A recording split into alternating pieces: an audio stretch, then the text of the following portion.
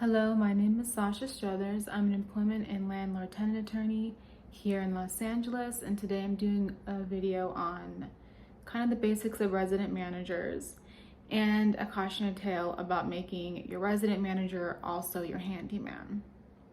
So to begin, in California, when you have an apartment building with 16 or more units, you have to have an on-site resident manager. This person is an employee of the landlord, the entity or the person who owns the apartment building, and are entitled to employee protections and employee wage and hour law protections. And they oftentimes live in the apartment building, usually one of the units. So how that works typically is an employee or the resident manager moves into a unit and they receive what's called a rent credit. And the industrial wage order number 5 actually outlines what the rent credit is. And this typically gets updated every year in light of minimum wage changes, which in California have been going up year over year.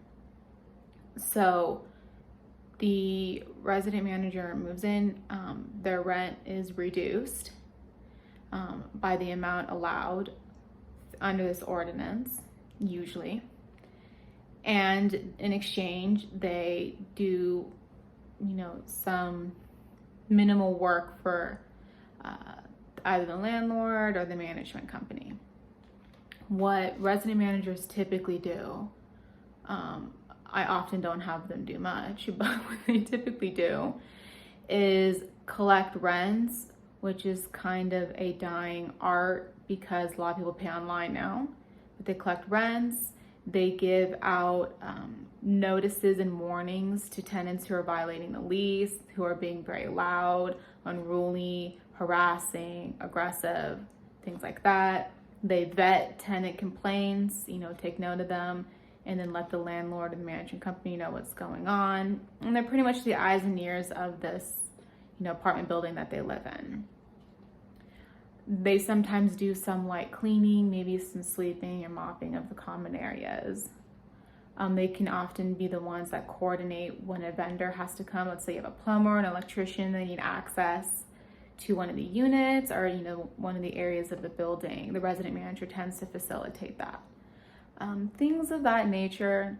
They're not really heavy lifters of anything, and it typically is not that much time, maybe a few hours a week that they do anything in their position.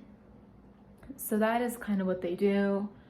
I do caution employers or landlords to not give resident managers too much work, because really that's not what they're there for. They also have their own lives and jobs, and you don't want them working more than what is necessary.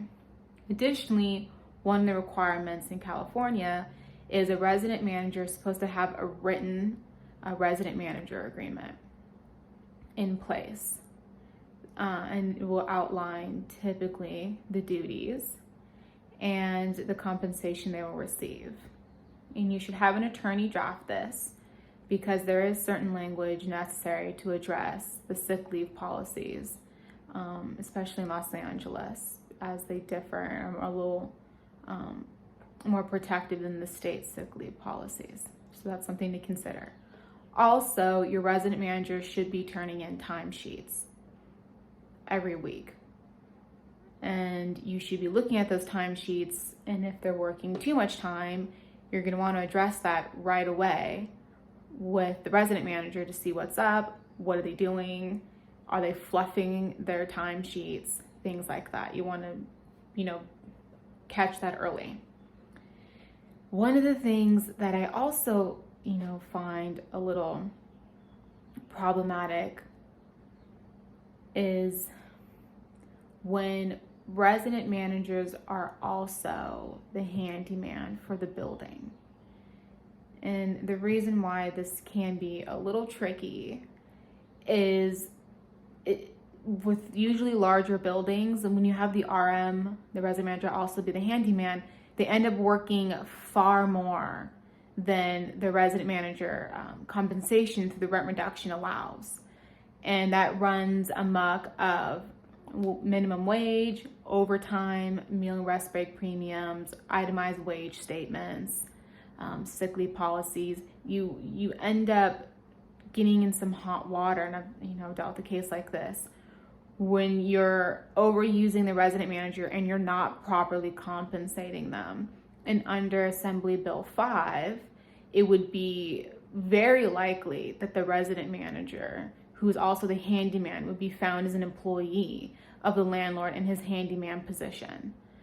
There is some argument, you could go back and forth with, but if you get into an employment case about this and you're trying to argue that, they're exempt from it, it's what they do in the trade or things like that, I don't know if you would get very far under the Dynamex 3-prong ABC test, and which is a little outside the scope of this video, but just from what I've seen, it would be very hard to prove that that person is not in fact an employee. And you have the issue of, how are you compensating them? When they're a resident manager, they're a de facto employee. And so that being the case, if you have this resident manager and you're using them as a handyman, you're not properly compensating them, that's a huge liability. And it's also not fair, to the resident manager for not getting paid for the work that they're doing. So it goes both ways. And in California, which I have, I believe, a video on this and a blog post on this, California is an at-will employment state, which means an employer can terminate an employee at will unless it's, in a contract, there's, for cause termination policies or specific reasons that an employer is allowed to terminate an employee, or if the employer decides for a discriminatory or retaliatory purpose to terminate the employee, then that is illegal and not permitted. One of the ways you would be retaliatory terminating is if a resident manager complained about their wages or some of their rights, and then you turned around and terminated them. So again, that's why I caution landlords who use their resident managers as a handyman that can get very sticky and very problematic. Because again, these, resident managers should be compensated for the work that they're doing. It's not fair to them. So if that's not what you want to be on the hook for, you should outsource the handyman work for that building to somebody else, or not move your handyman into the building as a resident manager, or compensate the resident manager separately as a handyman. Though again, you should really talk to an attorney about that, because you can't, I don't think, parcel the two separately. They would still be on basically one clock. But that's, again, a little bit outside the scope of this, but just be careful with that. And, resident managers keep track of what you're doing and turn in accurate timesheets and, itemize what exactly the chores are that you're doing. This time was spent doing this time was spent doing that. Another thing, and I think I talked about this earlier in this video, but just again, you should have a list of things or some sort of job duties that you should let the resident manager know.